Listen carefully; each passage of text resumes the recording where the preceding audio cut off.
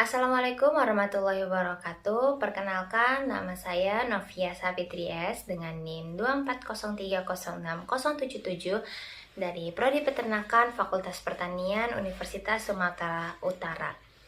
Di sini saya akan menjelaskan tentang metabolisme pada lipid terkait dengan degradasi lipid menjadi oksidasi asam lemak. Ini merupakan proses pemecahan lemak atau lipid menjadi asam lemak dan gliserol yang kemudian asam lemak tersebut akan dioksidasi. Biasanya melalui beta oksidasi untuk menghasilkan energi dalam bentuk ATP. Proses metabolisme pada lemak ini ada beberapa proses. Yang pertama itu adalah pencernaan, penyerapan, dan transport lemak. Proses ini itu merupakan proses pemecahan lipid makanan menjadi bentuk yang lebih sederhana untuk diserap di usus. Adapun bahan-bahan baku yang digunakan pada proses ini, yang pertama ada trigliserida dari makanan. Lalu enzim yang berperan dalam proses ini ada 3, yaitu lipase pankreas, lipase lambung, dan kolipase. Produk yang dihasilkan dari proses ini adalah asam lemak bebas. Yang kedua ada monogliserida, dan yang ketiga hasilnya adalah gliserol yang diserap oleh usus. Lalu selanjutnya ada proses yang kedua. Proses kedua pada metabolisme lemak yaitu adalah beta oksidasi asam lemak. Beta oksidasi asam lemak ini merupakan proses pemecahan asam lemak dalam mitokondria menjadi unit-unit asetil-CoA. Bahan baku yang digunakan pada proses ini adalah yang pertama ada asam lemak bebas. Enzim yang berperan pada proses ini adalah asil-CoA, dehidrogenase. Lalu ada enoil-CoA dehidratase, lalu ada hidrosisi-CoA dehidrogenase. Adapun produk yang dihasilkan, yang pertama ada asetil-CoA, yang kedua ada FADH, yang FADH2, yang kedua ada NADH. Biosintesis lipid adalah proses pembentukan lipid atau lemak dalam tubuh makhluk hidup. Lipid ini mencakup berbagai jenis molekul seperti asam lemak, lalu ada trigliserida, lalu ada fosfolipid, dan steroid. Proses ini tuh penting untuk penyimpanan energi, pembentukan membran sel, dan produksi hormon.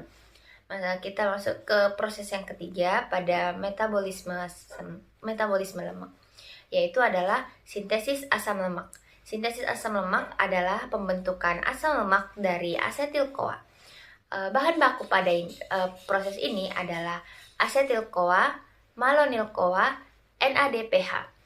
Enzim yang berperan pada proses ini ada fatty acid sintase, lalu ada asetil-CoA karbosilase,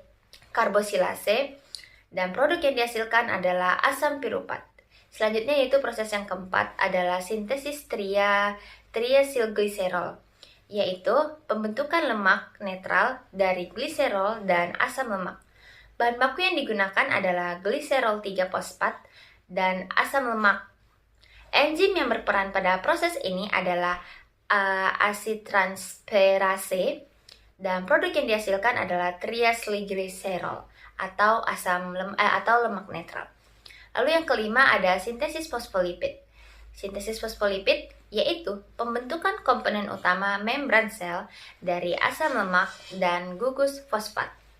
Adapun bahan baku yang digunakan adalah gliserol 3-fosfat, lalu ada asam lemak dan senyawa polar, contohnya itu seperti kolin. Enzim yang berperan pada proses ini adalah CDP diaglycerol sintase, lalu ada kolin fosfotransferase, dan produk yang dihasilkan pada proses ini adalah fosfatidilkolin. Yang kedua ada fosfatidilmetamolamin. Yang keenam ada proses sintesis kolesterol dan steroid, yaitu sintesis kolesterol dari asetil-CoA yang bisa menjadi prekursor steroid. Adapun bahan baku yang digunakan pada proses ini adalah asetil-CoA dan enzim yang berperan adalah HMG-CoA reduktase.